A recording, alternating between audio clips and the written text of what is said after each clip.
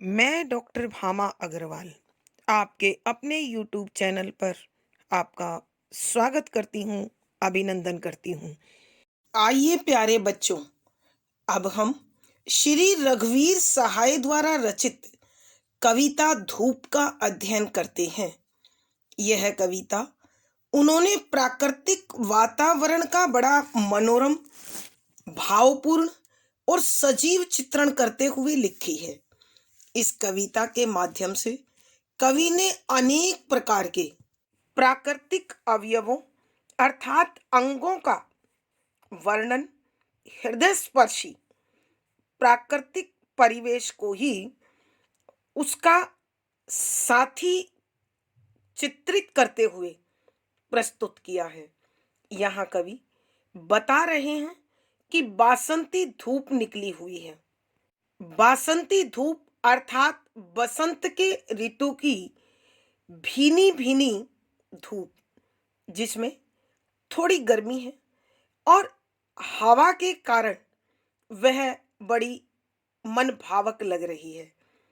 जब कवि घर के बरामदे में बैठकर इस बासंती धूप का आनंद ले रहे थे, तो उनका ध्यान अनेक प्रकार के प्राकृतिक दृश्यों की ओर जाता है।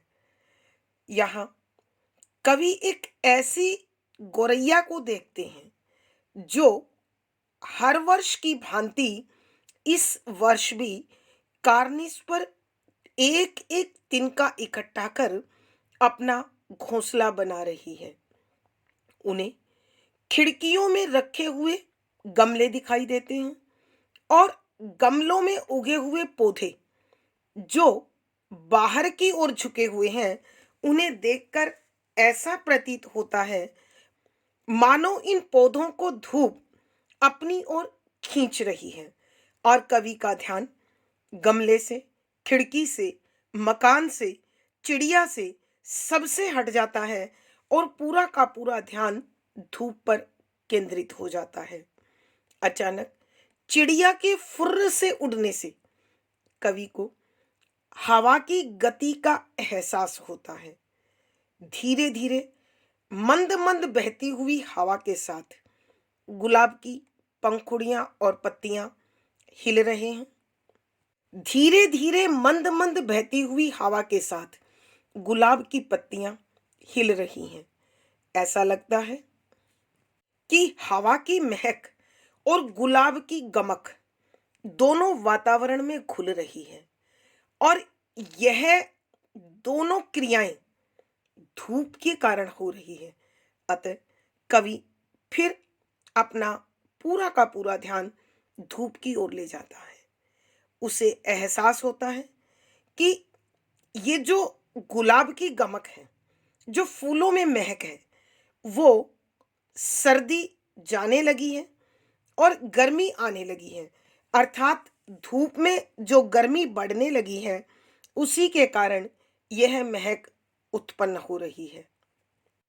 फिर कवि गौरैया के घोंसले को देखता है और उसे इस साल की, उससे पिछले साल की, उससे पिछले साल की गौरैया से जुड़ी हुई अनेक कहानियां परत दर परत याद आने लगती है और कवि को लगता है कि जिस प्रकार गौरैया के घोंसले से जुड़ी हुई प्रति वर्ष की एक अलग कहानी है, ठीक उसी प्रकार मानव के विकास के इतिहास से जुड़ी हुई भी उसकी अनेक कहानियां हैं। और ये कहानियों का इतिहास मनुष्य के विकास क्रम का इतिहास है। कवि को लगता है कि यह इतिहास भी प्रकृति के साथ साथ धूप की ही देन है, क्योंकि धूप नहीं तो प्रकृति नहीं और प्रकृति नहीं तो मानव इतिहास नहीं। कवि बरामदे में बैठकर इस धूप का आनंद लेते हुए आकाश की ओर देखते हैं और पाते हैं कि आकाश नीला है। वहां किसी प्रकार का कोई धुआं अथवा बादल नहीं है, क्योंकि बसंत का आकाश प्राय पूर्ण स्वच्छ होता है और इस आकाश और पृथ्वी के बीच उन्हें हवा और रोशनी का एहसास होता है। यह रोशनी वास्तव में धूप की पहचान है। कवि बहने वाली हवा से, बसंत से, इस धूप के उस गुण को पहचान रहे हैं जिसके कारण प्रकृति अपने सभी अवयवों के साथ पूर्ण बनती है। तो इस कविता के माध्यम से कविवर प्रकृति के विभिन्न अवयवों को बड़े सुंदर तरीके से, बड़े मनोरम तरीके से प्रस्तुत करते हैं और कवि बताने की कोशिश कर रहे हैं कि वो प्रत्येक मौसम की धूप को बहुत अच्छे से पहचान रहे हैं। तो आइए बच्चों, अब कवि की धूप से पहचान किस प्रकार है, वो उसे कैसे अनुभव करते हैं, इन कविता के पदों के माध्यम से हम समझते हैं। पद संख्या 1। देख रहा हूं लंबी खिड़की पर रखे पौधे धूप की ओर बाहर झुके जा रहे हैं। हर साल की तरह गोरैया अब की भी कार्निस पर ला ला के धरने लगी है तिनकी। हालांकि यह वह गोरैया नहीं, यह वह मकान भी नहीं, ये वे गमले भी नहीं, यह वह खिड़की भी नहीं। कितनी सही है मेरी पहचान इस धूप की। प्रसंग। प्रस्तुत पद हमारी हिंदी की पाठ्य पुस्तक समकालीन हिंदी कविता में संकलित समकालीन हिंदी कविता के सशक्त हस्ताक्षर श्री रघुवीर सहाय जी द्वारा रचित धूप नामक कविता से लिया गया है। संदर्भ। यहाँ कविवर प्राकृतिक अवयवों को बड़े सुंदर तरीके से प्राकृतिक परिवेश में ही चित्रित कर रहे हैं। कवि बासंती धूप का आनंद लेने के लिए घर के बरामदे में बैठे हुए हैं और प्रकृति के प्रत्येक अवयव को बड़ी सूक्ष्मता से, बड़ी बारीकी से अनुभव कर रहे हैं। उनका ध्यान कभी चिड़िया पर, कभी खिड़की में रखे हुए गमले पर, कभी गमले में उगे हुए पौधे पर, कभी आकाश पर, कभी प्रकृति के अन्य किसी दृश्य पर जाता है और कवि कैसा अनुभव करते हैं उसे चित्रित करते हुए लिखते हैं कि व्याख्या। शब्दों के अर्थ आवश्यकता के अनुसार। देख रहा हूं लंबी खिड़की पर रखे पौधे। देख रहा हूं, कवि अपने लिए कह रहे हैं, मैं देख रहा हूं लंबी खिड़की पर रखे पौधे, कि उनके घर में जो लंबी खिड़की है, जो बरामदे के पास है, उसमें पौधे वाले गमले रखे हुए हैं, धूप की ओर बाहर झुके जा रहे हैं, कि गमले में उगा हुआ पौधा बाहर खिड़की में धूप की तरफ झुक रहा है। प्यारे बच्चों, यह एक वैज्ञानिक तथ्य है कि पौधा प्रकाश और ऊष्मा की तरफ आकर्षित होता है। अतः गमले में रखा हुआ पौधा बाहर जो धूप बनी हुई है उसकी ओर झुकता चला जा रहा है।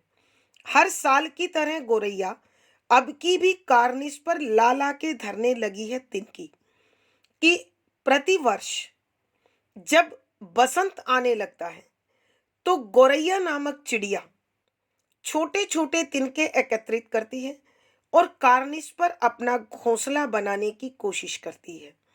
हालांकि यह वह गोरैया नहीं है, कि कवि कहते हैं इस वर्ष आने वाली गोरैया पहले वाली नहीं है, यह वह मकान भी नहीं है, कि जहां मैंने पहले गोरैया को घोंसला बनाते हुए देखा था, ये वो मकान भी नहीं है, ये वे गमले भी नहीं है, यह वह खिड़की भी नहीं है, कि यहाँ जो गमला रखा हुआ है ये वो पुराना गमला नहीं है, नया गमला है, और यह खिड़की भी वह नहीं है जहां पहले चिड़िया ने अपना घोंसला बनाया था। कितनी सही है मेरी पहचान इस धूप की। सब कुछ बदल गया है, लेकिन धूप और धूप का स्वभाव नहीं बदला है, कि वही बसंत आता है, वही बासंती मनमोहक धूप आती है, वही धूप पौधों को अपनी ओर आकर्षित करती है और प्राकृतिक वातावरण को एक बड़ा सुंदर आकर्षक रूप दे देती है। अतः कवि कहता है कि सब कुछ बदल गया है, लेकिन धूप नहीं बदली है।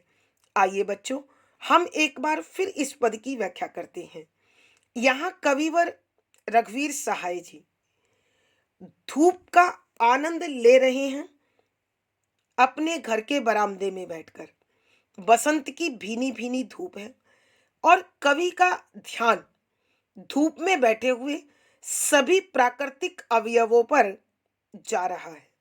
अतः वो कहते हैं कि देख रहा हूं लंबी खिड़की पर रखे पौधे, कि मेरे सामने जो लंबी खिड़की है उसमें एक गमला है और गमले में पौधे रखे हुए हैं, और वो गमले वाले पौधे धूप की ओर बाहर झुके जा रहे हैं।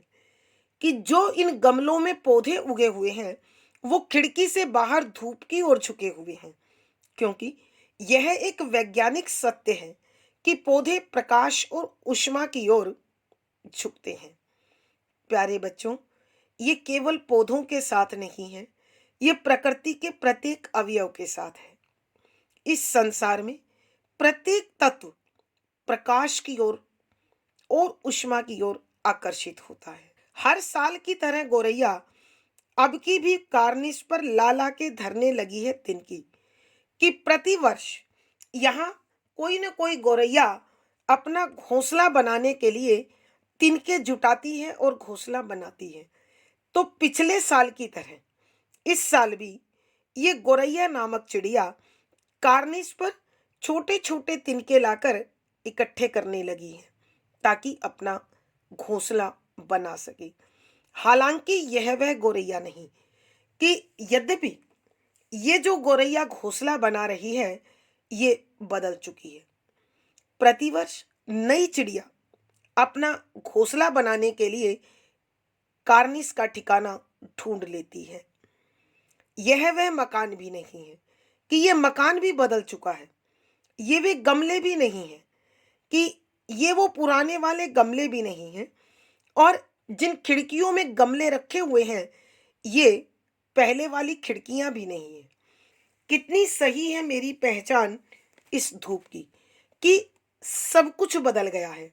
चिड़िया बदल गई है, मकान बदल गया है, गमला बदल गया है, पौधा बदल गया है और खिड़की भी बदल गई है, लेकिन धूप का स्वभाव, धूप का गुण, धूप की ऊष्मा, धूप का प्रकाश आज भी वही है। क्योंकि प्रकृति अपना रंग रूप बदलती है, लेकिन स्वभाव प्रत्येक मौसम में उसी प्रकार का बना रहता है। तो यहाँ कवि बता रहे हैं कि धूप की मेरी पहचान बिल्कुल सही है, उसके अस्तित्व में किसी प्रकार का कोई बदलाव नहीं आया है।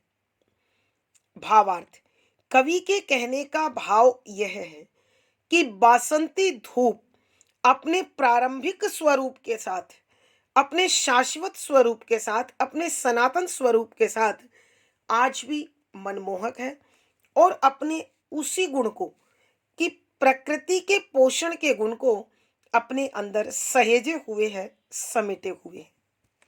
विशेष बसंत के मौसम की मनमोहक धूप का चित्रण है। सरल सहज प्रवाहमयी खड़ी बोली का प्रयोग है। अद्भुत रस प्रसाद गुण है। मुक्तक छंद गे शैली और संगीतात्मकता बनी हुई है। यहाँ यह रचना गद्यात्मक स्वरूप को लिए हुए है। यहाँ अनुप्रास, स्मरण, पुनरुक्ति प्रकाश, उल्लेख आदि अलंकारों का सुंदर सटीक प्रयोग हुआ है। पद संख्या 2, कितने सही हैं ये गुलाब, कुछक से हुए और कुछ झरने झरने को, और हल्की सी हवा में और भी जोखम से निखर गया है उनका रूप जो झरने को है। प्रसंग पूर्ववत संदर्भ, कवि रघुवीर सहाय जी अपने घर के बरामदे में बैठकर बासंती धूप का आनंद ले रहे हैं, और वो प्रकृति के प्रत्येक अवयव की हर गतिविधि को बड़ी ही बारीकी से, बड़ी सूक्ष्मता से अनुभव कर रहे हैं। और जो वो देख रहे हैं, जैसा उन्हें अनुभव हो रहा है, वो अपनी अनुभूतियों को व्यक्त करते हुए लिखते हैं कि व्याख्या शब्दों के अर्थ आवश्यकता के अनुसार कितने सही हैं ये गुलाब। कि कविवर बता रहे हैं कि जो बाहर गुलाब खिले हुए मुझे दिखाई दे रहे हैं, ये कितने सुंदर लग रहे हैं, ये कितने सही हैं। कुछ एक से हुए और कुछ झरने झरने को हैं कि इस पर उगे हुए गुलाब के फूल कुछ झर चुके हैं, मुरझा चुके हैं और मिट्टी में मिल चुके हैं, और कुछ झरने झरने को हैं और कुछ पूरी तरह से खिले हुए हैं। वो महक चुके हैं, गमक चुके हैं और अब झरने के लिए तैयार हैं, अर्थात हवा के झोंके के साथ ये गिर जाएंगे। और हल्की सी हवा में और भी जोखिम से, कि जैसे ही हल्की सी हवा की ठेस लगेगी, हल्की से हवा के झोंके के प्रभाव से ही इनमें और भी अधिक खतरा है कि ये जल्दी अपनी डाली से गिर जाएंगे। निखर गया है उनका रूप जो झरने को है, कि जो अभी गिरने वाले हैं, जो अभी इस पौधे से झरने वाले हैं, वो इस हवा की उष्मा के कारण, इस धूप की गर्मी के कारण और भी अधिक निखर गए हैं, संवर गए हैं। आइए प्यारे बच्चों, हम इस पद की व्याख्या एक बार और करते हैं। यहाँ कविवर रघुवीर सहाय जी अपने घर के बरामदे में बैठकर बासंती धूप का आनंद ले रहे हैं। तभी उनका ध्यान अचानक गुलाब की झाड़ियों पर जाता है और उन झाड़ियों में खिले हुए गुलाब को देखकर कवि के मन में विचार उठता है, कितने सही हैं ये गुलाब, कि ये खिले हुए गुलाब कितने सुंदर लग रहे हैं और यह धूप के प्रभाव के कारण खिल चुके हैं। कुछ एक से हुए और कुछ झरने झरने को हैं, कि इनमें से कुछ खिलकर बिखर चुके हैं, झर चुके हैं, और कुछ पूरी तरह खिले हुए हैं। ऐसा लगता है कि ये किसी भी पल झर जाएंगे। और हल्की सी हवा में और भी जोखिम से, कि जैसे ही हवा बहती है, मंद मंद चलती है, तो उसके झोंके के साथ ऐसा लगता है मानो इन गुलाबों पर, इन खिले हुए गुलाबों पर और भी खतरा है, लेकिन इस खतरे में भी ये निखर गए हैं। और जो फूल झरने के जितना नजदीक है, उसका निखार, उसका संवार, उसका सौंदर्य उतना ही अधिक है। अर्थात मुझे लगता है कि यहाँ कवि एक संदेश इस पंक्ति के माध्यम से देना चाहते हैं कि जिसे भी इस संसार में सौंदर्य चाहिए, अपनी प्रतिभा का निखार चाहिए, अपनी योग्यता का विकास चाहिए, तो उसे जोखिम उठाना पड़ेगा।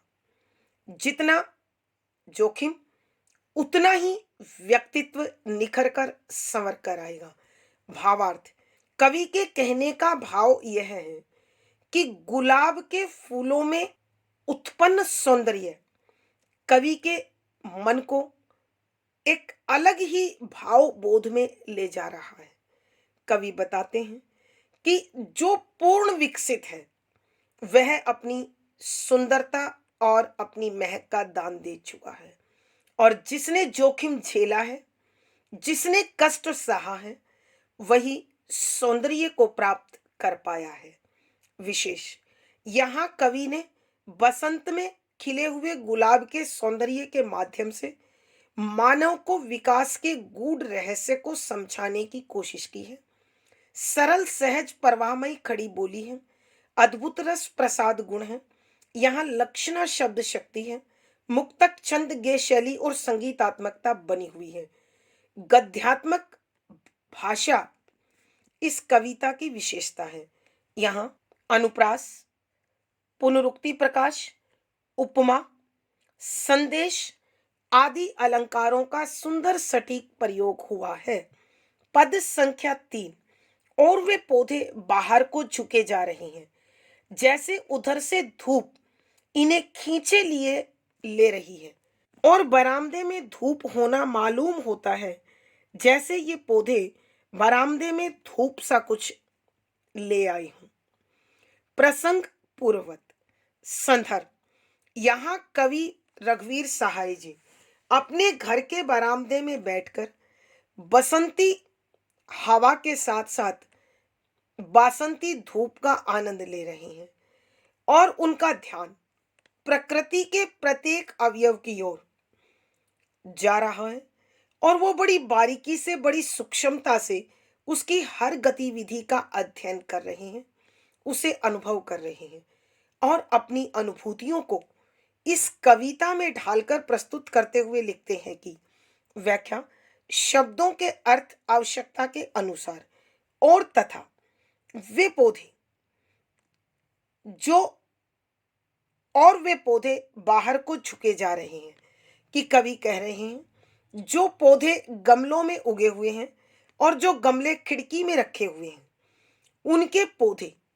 लगातार बाहर की ओर झुक रहे हैं, जैसे उधर से धूप इन्हें खींचे लिए ले रही है, कि वो इस प्रकार से बाहर झुक रहे हैं मानो उन्हें कोई बाहर खींच रहा है। और ये कोई कवि जानते हैं कि ये बसंत की धूप है जो पौधों को अपनी ओर आकर्षित कर रही है। पौधे अधिक मात्रा में ऊष्मा और प्रकाश लेकर अपना भोजन बनाने के लिए उधर ही झुके जा रहे हैं, बढ़े जा रहे हैं और बरामदे में धूप होना मालूम होता है, जैसे वे पौधे बरामदे में धूप सा कुछ ले आए हों। कि जो बरामदे में फैली हुई बासंती धूप है, उसे देखकर कवि को लगता है जैसे कि ये पौधे ही इस धूप को अपने प्रेम में बांधकर, अपने मोह में बांधकर इस बरामदे की ओर ले आए हों। अर्थात कवि के कहने का भाव यह है कि बरामदे में आने वाली धूप भी संभवतः इन पौधों के कारण ही यहाँ तक पहुंची है। आइए बच्चों, हम एक बार फिर इस पद की व्याख्या करते हैं। यहाँ कविवर रघुवीर सहाय जी बरामदे में बैठकर बासंती धूप का आनंद लेते हुए देखते हैं कि खिड़की में रखे हुए गमलों में जो पौधे हैं वो लगातार बाहर की ओर झुकते चले जा रहे हैं और उनका झुकाव, उनका बाहर की ओर खिंचाव ऐसा प्रतीत होता है मानो धूप उन्हें अपनी ओर खींच रही है, अपनी ओर आकर्षित कर रही है। और बरामदे में जो फैली हुई धूप कवि को दिखाई दे रही है, कवि जिसमें बैठकर आनंद ले रहे हैं, उन्हें ऐसा लगता है कि ये बरामदे में जो धूप है वो इन पौधों के प्रेम के कारण, पौधों से लगाव के कारण, पौधों के अपनेपन के कारण ही इस बरामदे में बिखर गई है। अर्थात कवि के कहने का भाव है कि पौधे जो धूप से आकर्षित हैं, तो आकर्षण कभी भी एक पक्ष का नहीं, दोनों पक्षों का होता है। अर्थात कवि के कहने का भाव यह है कि बरामदे में फैली हुई धूप पौधों के मोह और उनके प्रभाव का ही असर है। भावार्थ, कवि बताना चाहते हैं कि प्रत्येक प्राकृतिक गतिविधि इन प्राकृतिक अवयवों के आपसी क्रिया का, प्रतिक्रिया का प्रभाव है।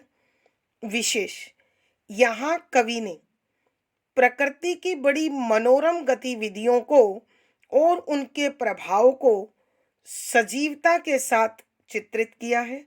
सरल, सहज, परवाहमयी खड़ी बोली है, अद्भुत रस प्रसाद गुण है, मुक्तक छंद, गीति गद्य के तत्व मौजूद हैं। यहाँ अनुप्रास, उदाहरण, उपमा आदि अलंकारों का सुंदर सटीक प्रयोग हुआ है। आज की कक्षा में प्यारे बच्चों इतना ही। अगली वीडियो में फिर मुलाकात होगी। आशा है पढ़ा गया विषय आपको अच्छा लग रहा होगा और समझ आया होगा। अपने भाव व विचार कमेंट बॉक्स में लिखें। वीडियो को लाइक करें, शेयर करें और चैनल सब्सक्राइब करें। आपका दिन और जीवन मंगलमय हो, इसी शुभकामना के साथ आभार, धन्यवाद।